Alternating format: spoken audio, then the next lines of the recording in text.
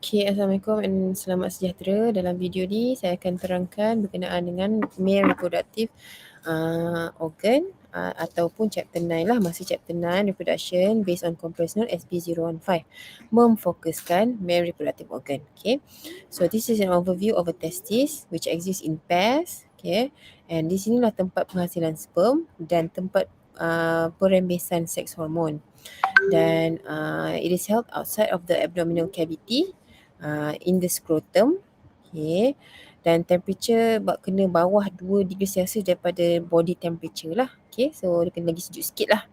So consists of many long, highly called seminiferous tubules, di mana dekat situlah sperms are produced. Okay, so ini kita cross section of the sperm.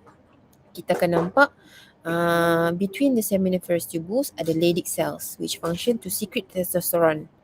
So sperms from seminiferous tubule pass into the coiled tubules of epididymis, place where sperms become motile. Okay, so kalau gambaran ni, yang ini adalah seminiferous tubulnya dan sperm dihasilkan di sini. Bila dihasilkan di sini, dia akan dibawa ke epididymis dan di sinilah sperm tu akan menjadi motile. Motile tu maksudnya boleh bergerak. Boleh bergerak. So during ejaculation, sperm from epididymis pass into vas deferens dan melalui proses ni lah, bukan proses lah, laluan ini. So vas deferens, ejaculatory duct, urethra, release from body. So itu adalah structure of the testis. Okay, kita pergi pula structure of the sperm ataupun spermatozoa. So it consists of a head, middle piece and also tail. So di mana head ni contains haploid nucleus dan juga acrosome. Acrosome ni is a cap-like structure that cover the nucleus which contains a hydrolytic enzyme. So acrosome ni ada acrosin. Kalau ada certain nota dia dah tulis dah apa nama hydrolytic enzyme itu. So boleh tambahlah acrosin. Okay. So dia akan menutupi ataupun cover the nucleus. So the neck area pula joins the head with the middle piece, which is the middle piece which contains mitochondria. Okay, so mitochondria ni of course memberikan tenaga untuk movement lah, dan juga tail contain flagellum for movement. Okay, the role of hormones in spermatogenesis pula. So kita dah tengok di mana dihasilkan, apa bentuknya, apa bentuk sperm tu. Kita tengok pula hormon yang terlibat dalam penghasilan sperm ini. Okay, so at puberty, hypothalamus secretes GnRH. Okay, GnRH ni pula akan stimulate APG, anterior pituitary gland, untuk secret follicle stimulating hormone dan juga LH. Okay, FSH ni akan bertindak pada Sertoli S. Okay, so to facilitate spermatogenesis by support and nourish. So kiranya FSH ni akan stimulate Sertoli cell lah. Macam mana dia stimulate Sertoli cell tu? Dengan memberi nourishment lah, support and nourishment. Okay, to the developing sperm. Okay, so Sertoli cells also secrete inhibin. Okay, so apa function inhibin pula? Dia akan reduce FSH secretion by negative feedback. So ada sampai satu tahap tu FSH terlampau FSH tu terlampau tinggi, FSH terlampau tinggi, inhibin akan dirembeskan supaya APG stop merembeskan FSH lagi, buat sementara waktu, right? So di mana LH pula akan stimulate Leydig cell to secrete testosterone pula. So apa function testosterone? Inilah antara fungsi-fungsi testosterone. So stimulate maturation of spermatocyte through meiosis and differentiation of spermatozoa, and develop maintains male secondary characteristics. Okay, itu untuk physical characteristics lah. So and control the growth of vas efferent, epididymis, vas deferens, testis, scrotum and also penis. So ni antara fungsi testosterone. So high level of testosterone will exert negative feedback juga on the secretion of LH by anterior pituitary gland and GnRH from hypothalamus. So kiranya yang tadi tu sama juga, inhibin akan reduce FSH. Okay, negative feedback juga. Yang testosterone pun sama juga, akan reduce juga LH pula by negative feedback juga. Okay, inhibin from Sertoli cell also inhibits secretion of FSH by anterior pituitary gland. So dia nak mengawal lah. So tak adalah every time penghasil dia spermnya tu. So dia adalah sampai satu tahap dia akan slowkan dulu penghasilannya. Okay. So ini adalah gambaran negative feedbacknya.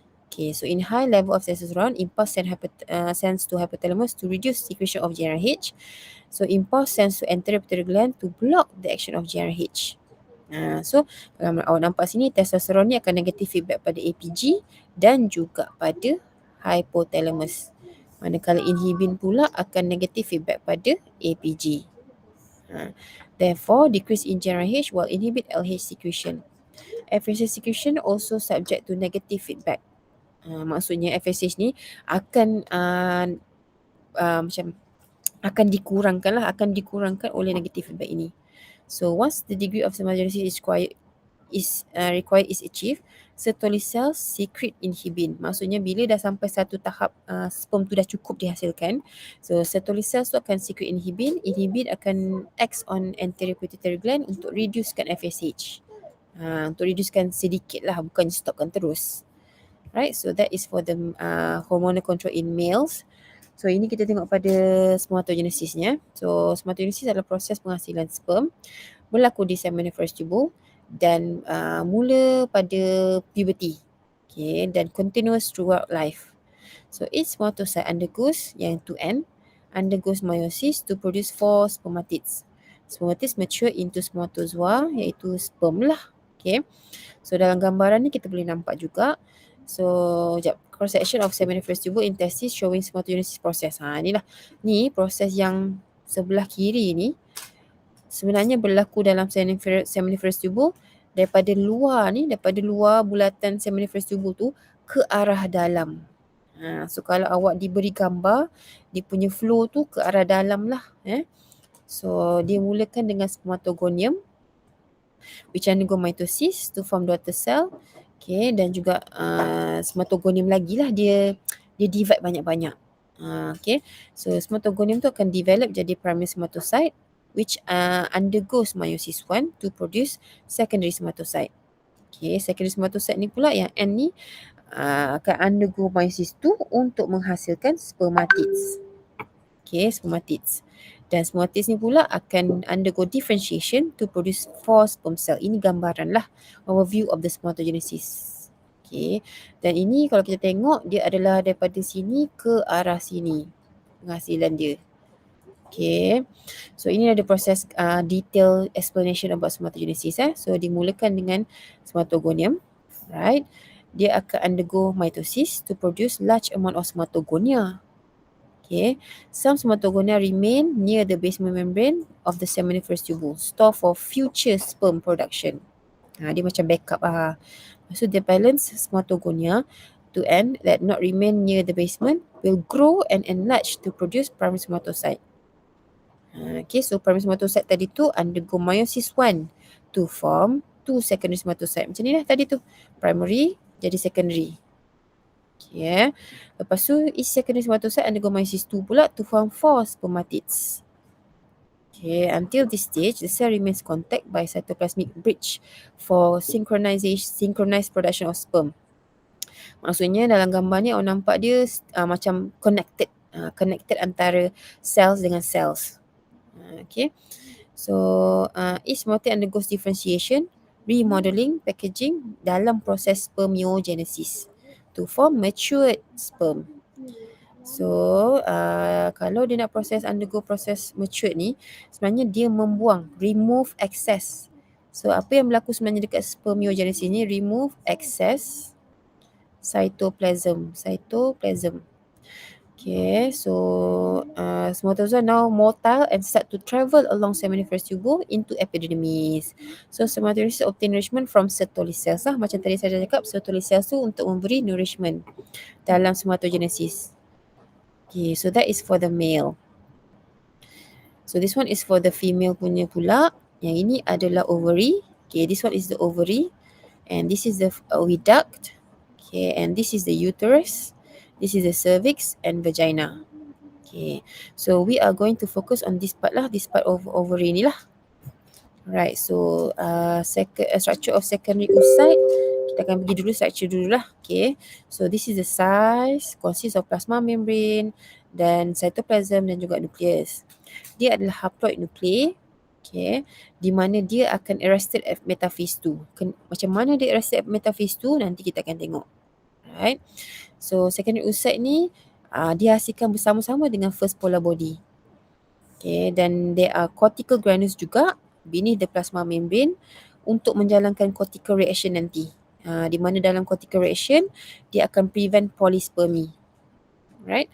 So secondary oocyte covered by thick glycoprotein shell called zona pellucida. This is jelly-like coat tu yang macam dindingnya tu lah. And first polar body is located in the zona pellucida. Dalam gambar ni kita dah nampak dah. So around the outside of the follicular cells called corona radiata. Yang bulat-bulat ni semua ni corona radiata. Dan corona radiata terdiri daripada granulosa cells ataupun follicle cells. Boleh juga diterima. So cells of corona radiata protect the secondary oocyte as it passes through ruptured follicular walls. So fungsi dia untuk protect jugalah secondary oocyte tu. Okay. So oogenesis, penghasilan secondary oocyte ni in ovary. Okay, berlaku dalam ovary. Begins before birth but arrested at prophase 1. So kiranya bila dia bersalin, proses ni berlaku semasa dalam perut mak. So bila dia bersalin, dia akan berhenti masa prophase 1. Okay, it is resumed, disambung balik masa puberty. Dan berhenti masa metaphase 2. Okay, dia ada 2 kali resting phase.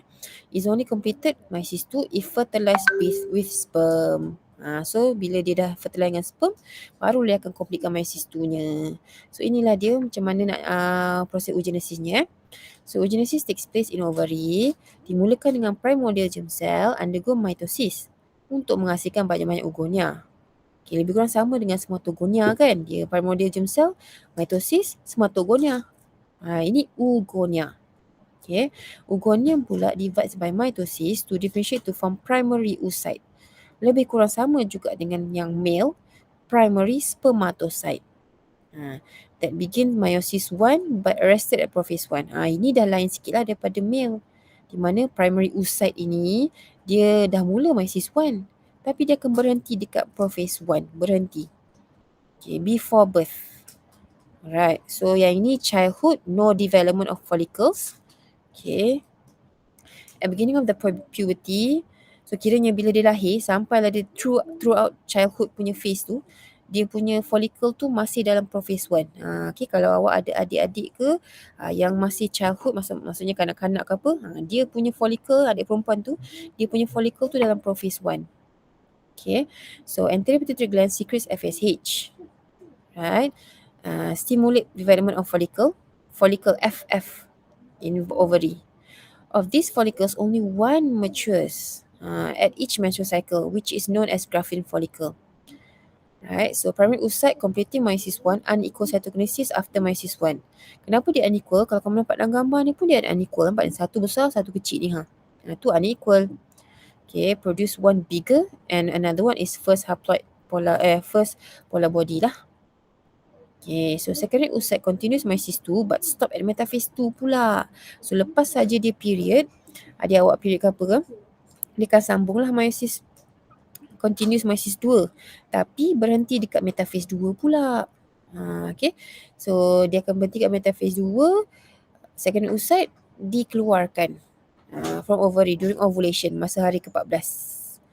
Okay, so arrested metaphase 2. So penetration of a secondary oocyte by a sperm triggers completion of meiosis 2 dan menghasilkan ovum and second polar body. So the first polar body may divide to form 2 polar bodies. All polar bodies are eventually degenerate. Tak kisahlah second ke first ke, dia akan degenerate lama-lama. Okay, sebab nak membenarkan ovum ni yang membesar, develop. Okay, if the secondary oocyte is not fertilized within a short time, it degenerates in the fallopian tube. So kalau secondary oocyte yang dikeluarkan pada ovulasi tu, hari ke-14 tu, tak difertilize oleh sperm, dia akan degenerate je lah. Okay, degenerate in the fallopian tube. Okay, so dalam female dia ada ovarian cycle, dia ada uterine cycle. So ovarian cycle ni of course berlaku ke ovary, tempat penghasilan ni lah oocyte ni. Okay, 28 hari dan ada 3 fasa. Follicular ovulation dengan luteal. Okay, follicular ni of course development of follicle. Ovulation ni adalah the release of secondary oocyte, and luteal adalah perkembangan corpus luteum. Luteum, macam itulah. Ya. Yang uterine pula berlaku dekat uterus. Okay, so sama juga 28 hari dan juga ada 3 fasa. Menstruation time period, okay, ataupun kamu punya dinding endometrium tu rupture. Proliferative, time regeneration balik, repair balik awak punya dinding endometrium tu. And secretory phase, mengekalkan ketebalan dinding endometrium wall tu. Okay, so yang ini adalah hormon FSH, LH dan ovulasi berlaku. Yang ini adalah development of follicle. Yang ini adalah development of corpus luteum. Okay, yang ini pula adalah hormon estrogen dengan progesteron. Yang ini pula menunjukkan gambaran dinding uterus wall tu lah. So kalau kita tengok kat sini, pada hari ke-0 sampai hari ke-5 iaitu time awak period, FSH dengan LH rendah. Okay. Tapi FSH akan lagi tinggi sikit daripada LH, di mana dekat situlah permulaan follicle develop. Okay, so dia saling berkait lah. Right. So bila follicle develop, akan adalah perembesan estrogen. Akan mulalah perembesan estrogen sebab follicle yang rembeskan estrogen. Okay. Bila estrogen meninggi, automatically pada hari ke-5 dan seterusnya, dinding awak akan mula repair. Nampak dia mula naik, mula tebal balik. Okay. Estrogen ni juga, perembesan estrogen ni juga oleh matured follicle ni ataupun grafting follicle ni akan stimulate perembesan LH. So bila LH mencanak tinggi ni, bila follicle ni dah besar kan, so LH akan mencanak tinggi. LH ni akan menyebabkan ovulasi berlaku. Okay, saya ulang. Bila estrogen tinggi, kenapa estrogen tinggi? Sebab follicle tu paling matang, paling besar. Sebab follicle yang rembeskan estrogen kan. Jadinya bila estrogen tinggi, LH akan tinggi juga.